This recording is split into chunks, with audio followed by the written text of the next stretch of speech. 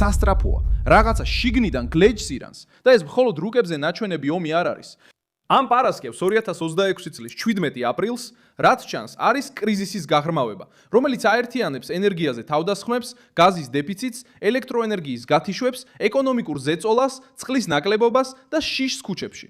ამ ყველაფრის ცენტრში ირანის რეჟიმია, რომელიც ერთდროულად იმყოფება ისრაელის, შეერთებული შტატებისა და შიდა დაძაბულობის ზეწოლის ქვეშ, რაც ყველაზე მეტად სწორედ შიგნით ჩანს. ენერგეტიკულ ცენტრებსა და თეირანში, მეთვალყურეობის ქვეშ მყოფ ქუჩებში და ჰორმუზის სრუტეში, რომელიც ზეწოლის ბერკეტად და თავად ირანისთვისაც საფრთხედ იქცა. როგორ? ეს მარტში განხორციელებული თავდასხმებით გაზის ინფრასტრუქტურაზე საუთფარსსა და აზალუიეში, რასაც მოჰყვა ეკონომიკური ბლოკადა და პეტროქიმიური ექსპორტის შეჩერება შიდა ბაზრის დასაცავად. რატომ?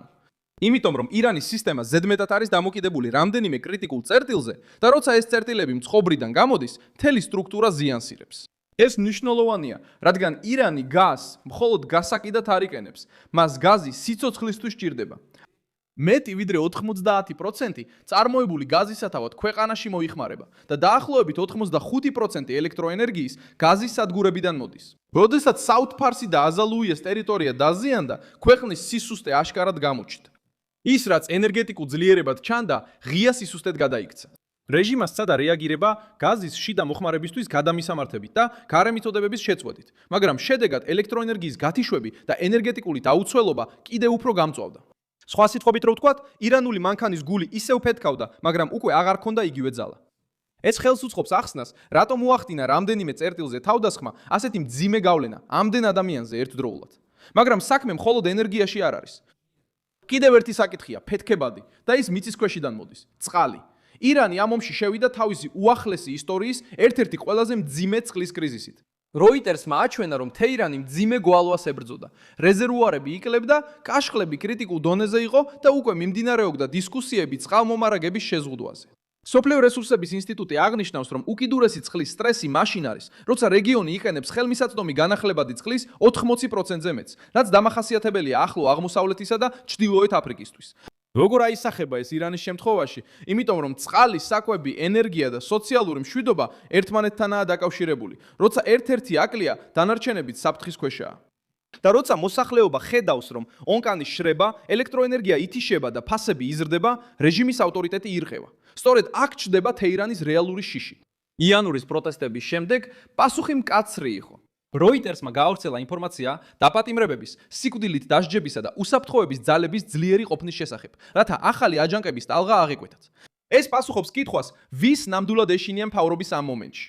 არა მხოლოდ გარემტრები, არამედ თავად მოსახლეობა, რომელიც დაღლილია ინფლაციით, შემცირებებით, დეფიციტით და ომით. სად ჩანს ეს?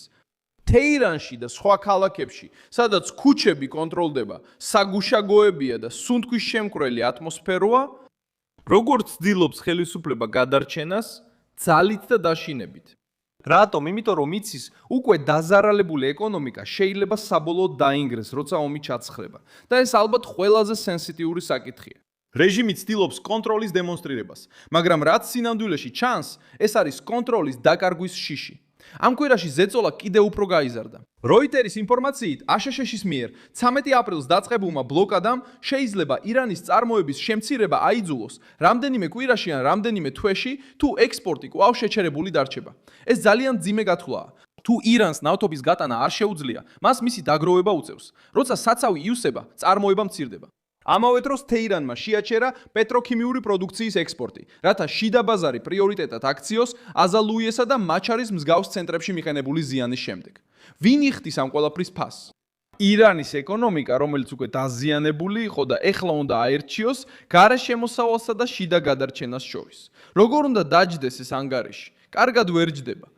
და ამიტომ დღეს დაღლილობის შეგრძნება უბრალოდ პროპაგანდა არ არის. ეს არის რეალური თვალსაჩინო და მზარდი წნეხი. ამიტომ რაც ქვეყანას ანგრევს, არ არის ერთი რაკეტა, ერთი ემბარგო ან ერთი ოფიციალური პირის განცხადება.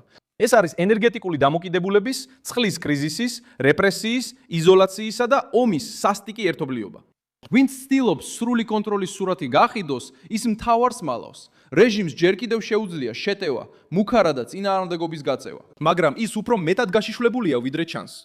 როდესაც ენერგიის, წყლის, ეკონომიკისა და შიდა წესრიგის საყრდენები ერთდროულად სუსტდება, შერყევა უკვე ლოკალური აღარ არის და სტრუქტურულ პრობლემად იქცევა. და დღეს ირანი სწორედ ამას განიცდის. შიდა გახლეჩას, რომელიც სულ უფრო თვალსაჩინო, სულ უფრო მძიმე და სულ უფრო ძნელად დასამალავია.